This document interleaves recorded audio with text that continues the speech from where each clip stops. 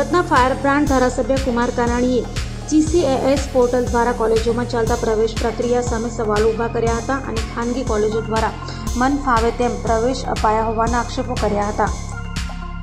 હાલ યુનિવર્સિટી દ્વારા GCAS portal દ્વારા પ્રવેશ અપાવવાની કામગીરી ચાલી રહી છે, ત્યારે સુરતના ધારાસભ્ય કુમાર કાનાણીએ GCAS પોર્ટલ દ્વારા કોલેજોમાં પ્રવેશ અપાયા ન હોવાના આક્ષેપો કર્યા હતા અને ખાનગી કોલેજોમાં મન ફાવે તેમ પ્રવેશ અપાયા છે। એક જ કોલેજમાં તપાસ આપવામાં આવી છે અને બાકીની કોલેજોમાં તપાસ કેમ નહીં તેવા સવાલો કર્યા હતા। તો મુખ્યમંત્રીને પત્ર લખી ધારાસભ્ય કુમાર કાનાણીએ રજૂઆત કરી હતી અને જે કોઈ ખામીઓ છે તે સરળતાથી દૂર કરવામાં આવે અને કોલેજોએ મનમાની કરી પ્રવેશ આપી દીધા હોય અને ત્યારબાદ વિદ્યાર્થીઓને એડમિશન અપાયા નહીં હોવાનું જણાવ્યું હતું। વિકાસ પોર્ટલ દ્વારા જે એડમિશનની પ્રક્રિયા થઈ છે એની વિદ્યાર્થીઓના વાલીઓ તરફથી મને જે ફરિયાદો આવી છે, મને લોકો મળીને વાત કરી છે, એના પૂરથી એવું લાગે છે કે જે પ્રવેશ પ્રક્રિયા થઈ છે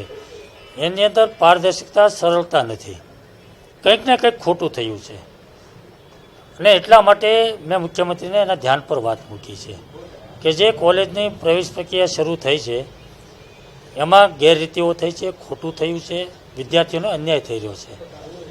માનો કે એક કોલેજને 200 એડમિશન આપવાના છે, 200 સીટ છે, તો એમને 200 એડમિશન આપવાની વાત કરી છે, કેવી રીતે આપી, શું આપવું એની કોઈ સ્પષ્ટ વાત નથી। કોલેજોએ 200 એડમિશન લેવાના છે, 200 સીટ ભરવાની છે, તો એણે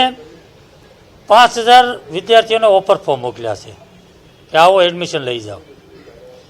25 તારીખ સુધીમાં પ્રક્રિયા પૂરું કરવાની હતી, તો એણે વહેલા તે પહેલાં ધોરણે 2 દિવસમાં એડમિશન આપી દીધા। 200 એડમિશન આવ્યા પછી હવે જે લોકો આવે છે, ઓફર ફોર્મ જેને મળ્યા છે એ લોકોને ના પાડવામાં આવે કે હવે અમારી પાસે જગ્યા નથી, તો આ એડમિશન લેવા ક્યાં જાય, કોને મળવાનું, કેવી રીતે પ્રક્રિયા થઈ છે, બીજી વાર એને શું પ્રોસેસ કરવાની છે, કોઈ માર્ગદર્શન, કોઈ ગાઈડલાઈન નહીં। વિદ્યાર્થી, વાલી,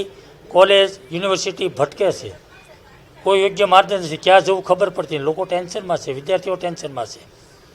અને એટલા માટે મેં મુખ્યમંત્રીને પત્ર લખ્યો છે કે જે પ્રક્રિયા શરૂ થઈ છે એ પ્રક્રિયામાં કંઈક ને કંઈક ખામીઓ છે, કંઈક ને કંઈક મુશ્કેલી ઊભી થઈ છે, તો એ દૂર થવી જોઈએ।